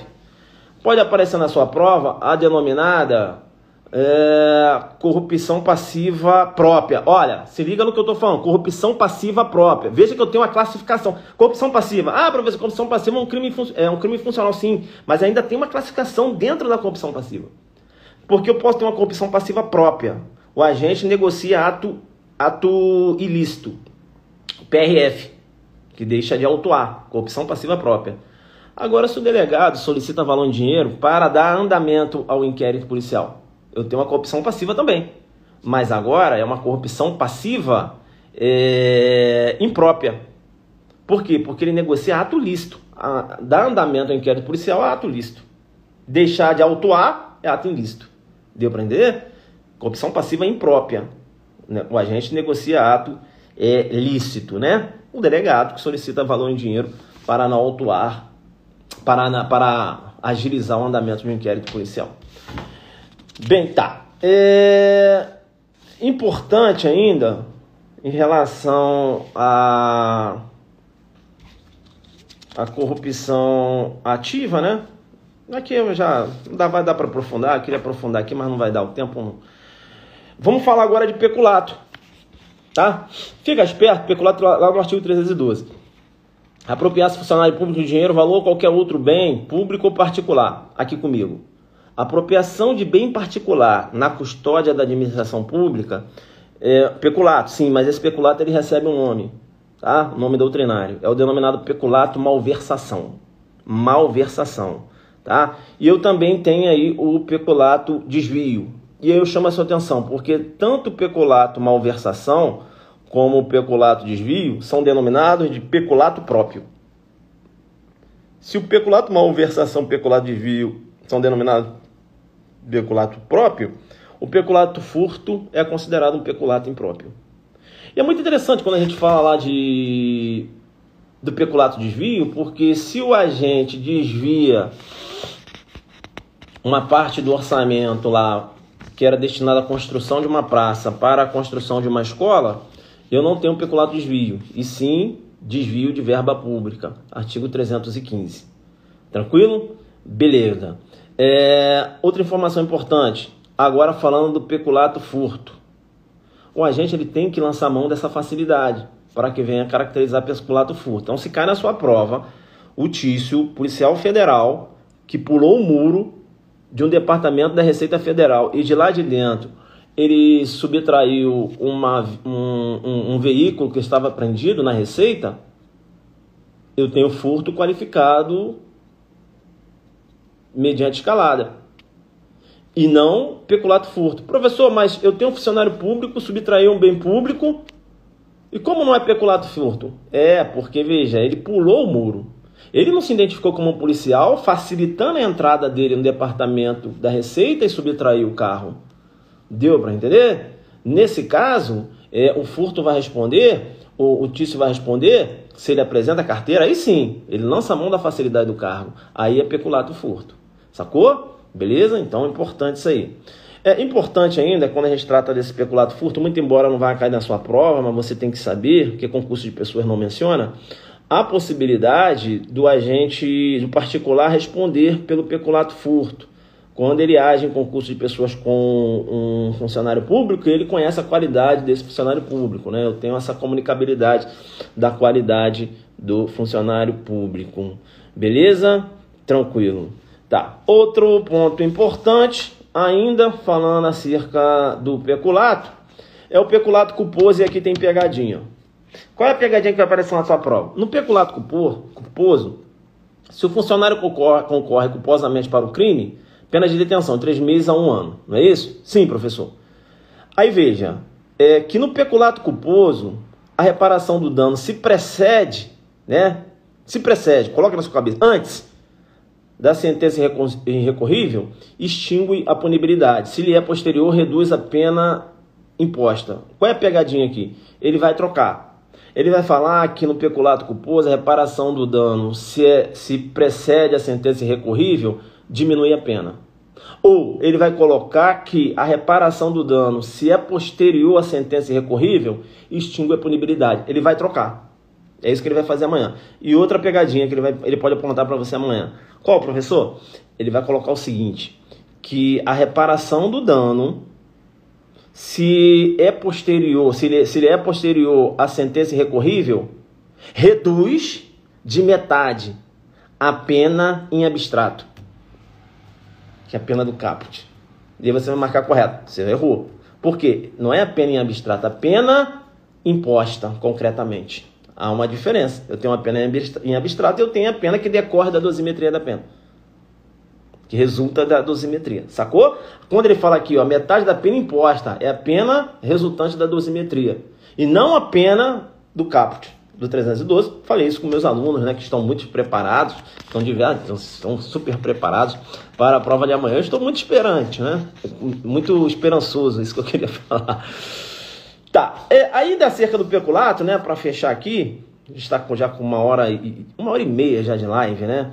Eu chamo a sua atenção para a aplicação do princípio da insignificância, tá? O STF até admite a aplicação do princípio da insignificância em sede de peculato, mas o STJ tem uma resistência. Tem uma resistência por quê? Porque o STJ, inclusive, tem uma súmula, que é 599, entendendo da não possibilidade da aplicação do princípio da insignificância nos crimes contra a administração pública. Beleza? Tranquilo? Tá. O único crime que admite modalidade culposa. Ah, sim. É que tantos detalhes, isso aí o aluno já sabe. Isso é o básico. Essas pegadinhas aqui que ele não sabe, que aí de repente ele não sabe. Tá. E o STF também vem entendendo pelo peculato de uso, quando recai em bens infungíveis, o STF entende, reconhecendo, né, a possibilidade de peculato de uso também. Agora, é claro, bens infungíveis. Se recai em dinheiro não é um bem infungível, né? Então não seria possível. Tá. E para fechar aqui, eu vou chamar a sua atenção em relação ao delito de concussão. Concussão. Como a extorsão é um crime formal. Agora, cuidado com a pegadinha. Qual é a pegadinha? Concussão, crime, é a extorsão praticada pelo funcionário público. Tá errado isso. Ah, que eu li, mas tá errado. Tá errado. Por quê? Porque o funcionário público ele pode praticar extorsão também. Se o Tício, funcionário público, liga para um traficante e exige valor em dinheiro, senão irá matar esse traficante, eu tenho extorsão e não concussão. Tá? Importante ainda saber que a concussão eu não tenho como a violência e grave ameaça como elementares aqui do 316. Importante ainda. Tá? Mas nesse exemplo que eu te dei, ele vai responder por extorsão e abuso de autoridade em concurso de crimes. Beleza? Mas, veja, então é isso. E importante também você saber que aqui na concussão, diferente da corrupção passiva, aqui eu tenho a exigência. Tá? E o interessante aqui, na concussão, que pode cair na sua prova, agora veja, lá na corrupção passiva, solicitação, a pena era de 2 a 12 anos de reclusão, não era? Sim. E aqui na concussão, eu tenho uma exigência. Aí eu pergunto para você, o que é mais grave? Exigir ou solicitar? O que é mais grave? Exigir ou solicitar? A exigência é uma conduta mais reprovável. Eu tinha uma pena aqui de 2 a 8 anos. Aí o que o legislador fez? Ele corrigiu. Poxa, como assim? Na concussão a pena é de 2 a 8. O agente, o agente acaba exigindo, né? Ele acaba exigindo, direto ou indiretamente, ainda fora da função antes dela, mas ou em razão dela, vantagem devida. Na corrupção passiva, ele só apenas solicita. Lá é de 2 a 12. Aqui vai ser de 2 a 8. Vou homenagear o princípio da proporcionalidade. E aqui, com o pacote anticrime, ocorreu essa correção. Tá? Agora, aqui na concussão, a pena é de 2 a 12 anos também. A mesma pena lá da corrupção passiva. Beleza? Pessoal, então, o que acontece? Né? É bom ainda falar da prevaricação. A prevaricação pode acontecer tanto numa forma comissiva, isso, 2 a 12 anos e multa, né? Agora a concussão, isso, igual lá na corrupção passiva. Fechando aqui, eu falo um pouco da prevaricação e cuidado com a prevaricação. Cuidado por quê, professor? Porque o agente ele deixa de praticar um ato para satisfazer a satisfação, né, de um interesse pessoal, né? Então veja, de um interesse, sentimento pessoal. É importante, essa é a motivação. Porque se esse PRF, o PRF que deixa de praticar um ato, né, da sua atribuição, porque recebeu o valor em dinheiro, eu tenho prevaricação aí? Não, corrupção passiva. Um diretor de um determinado estabelecimento que deixa de punir o subordinado por mera indulgência, ele deixou de praticar um ato de ofício. Eu tenho prevaricação? Não. Condescendência criminosa. Então, deixa de ser louco e achar que toda omissão é prevaricação. Você tem que buscar a motivação da omissão. Porque se ele deixou de praticar um ato porque recebeu valor em dinheiro, eu tenho corrupção passiva. Se ele deixou de praticar um ato por indulgência, né, por pena do subordinado, eu tenho condescendência criminosa. Se ele deixou de praticar um ato para satisfazer o sentimento e interesse pessoal, aí sim eu tenho prevaricação. Deu para entender? Então, cuidado, não sai igual um doido jogando, deixou de praticar. Não, calma. Veja, ainda tem, né, a corrupção passiva privilegiada, né, que é um crime de menor potencial ofensivo, que é o jeitinho brasileiro, né? Não deu para falar aqui, eu falo lá no curso. A Jenny, que está com a gente há muito tempo, fez o curso. Então é isso, pessoal. Então, né, na prova amanhã vamos ter tranquilidade. Dá uma olhada ainda em desacato, a condescendência criminosa, tráfico de influência, exploração de prestígio, beleza? Tá bom, tá? Então vai com isso aí na parte de administração pública, tá? Então, corrupção passiva e ativa, isso vai cair. Isso aí, concussão, peculato, aí dá uma olhada lá no peculato estelionato, peculato eletrônico, né? Não dá para ver tudo aqui, mas você vai ver as outras formas de peculato. Dá uma olhada na prevaricação imprópria, é isso aí que vai cair. Ele não vai sair disso aí não. Beleza? O examinador não vai deixar de perguntar sobre peculato e a corrupção passiva para perguntar sobre um crime na administração pública que pouca gente olha, nem acontece. Bem, agora, a corrupção passiva, a concussão e prevaricação, né, próprio desacato, isso aí é toda hora. Entendeu? Tem que ter tática. O Código Penal, né, mais de 300 artigos, não tem como lembrar tudo.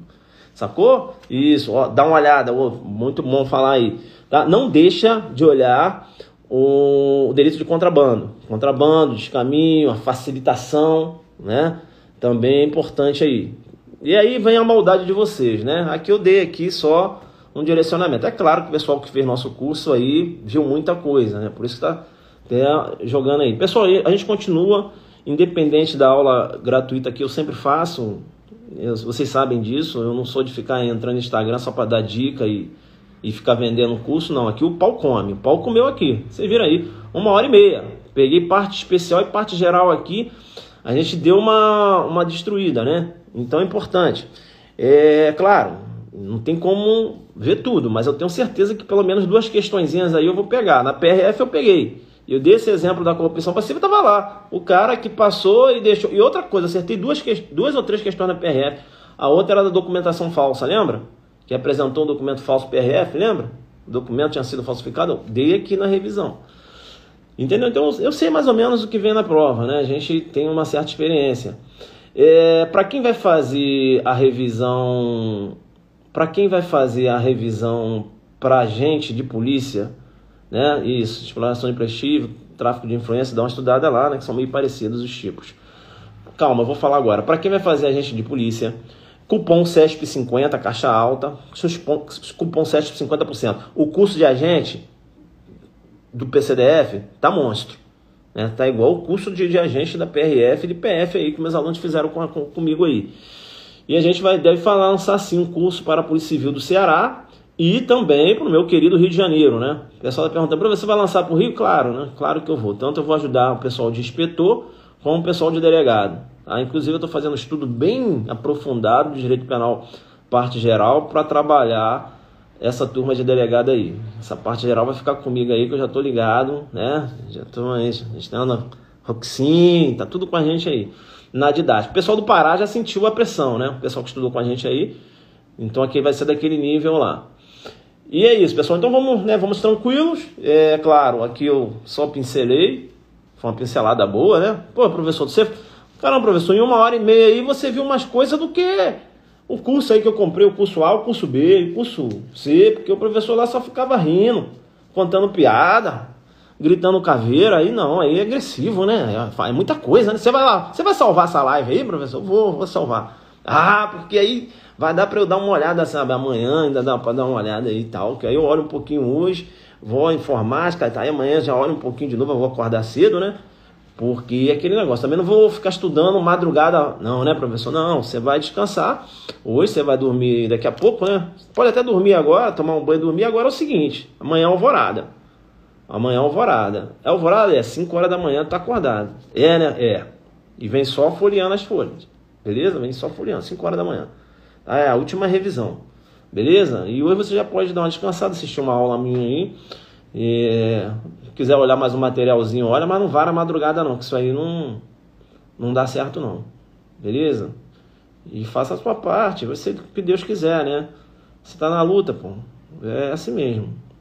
Então que Deus abençoe vocês aí, pessoal. Fiz essa live de coração e é claro, a gente procurou passar as informações importantes aqui, né? Para ajudar vocês aí de forma gratuita. Eu sempre fiz assim, desde a época que eu não tinha curso.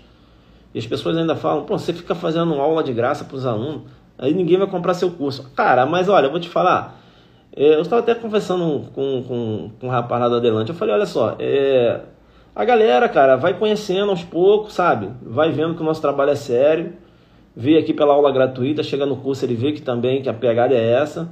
Eu não fico entrando aqui dando live para dar dicasinha, para ficar puxando aluno para comprar curso, ou eu não dou uma aula, ou eu não... Dificilmente, né? Ficar dando dica assim. Eu gosto de dar uma aula para fazer o cara entender. E é isso, né? Então, porque tem aluno também, pessoal, que não tem condição. E de repente dá uma... Ah, tá. Na Extravagante, a gente não vai para essa prova sem dar uma olhada hoje ainda. Tortura, Estatuto do Desarmamento, tráfico e ECA. ECA só na parte de ato infracional, beleza? E os crimes ambientais? Só naquela parte lá de desmatamento, sabe? Corte de árvores e tal. É aquilo ali, não fica... Agora, a droga, Estatuto do Desarmamento, vai na letrinha da lei ali, aquela modificação que teve lá no Estatuto, dá uma olhada lá. Aí tá o cupom, né? Que é o CESP 50%, faltou ali colocar os 50%. A Costa Garcia, né? Nossa amiga aí sempre com a gente. Pessoal, então é isso, né? A gente ajudou aí da forma que pôde ajudar. Vou salvar aqui a live. Tentar ver se eu dou uma descansada agora. Ver se eu até tomo uma agora, porque eu tinha marcado com a galera aí, era 7 horas. 7 horas não, 8 horas. O pessoal ficou aqui e falei, cara, agora já era. Agora não tem como eu parar aqui, né? Tô com os alunos aqui. E outra coisa, né? Uma eu posso tomar depois, por exemplo. E eu posso decidir a vida de alguém, né? Ter uma vida boa, viajar, conhecer o mundo, igual eu conheci, sabe? Ter um carro confortável, uma vida estabilizada. Eu desejo isso para vocês também, então é por isso que eu faço isso. E as pessoas perguntam, mas por que sábado, uma hora dessa, você está lá dando aula de graça? Você é maluco? Não, mas é porque só sabe como é a dor aquele que já teve a mesma ferida. Enfim, Deus me abençoa de outra forma. Polícia Civil do Ceará a gente vai fazer também um curso. Beleza? Pessoal, vou nessa. Deu para cansar aqui. Beleza, um abraço. Vou salvar aqui. Tchau, tchau. Boa prova. Tranquilidade. Vai dar certo. Cupom CESP 50%. 50% de desconto em todos os cursos lá do Adelante. Um abraço. Tchau, tchau. Vou salvar.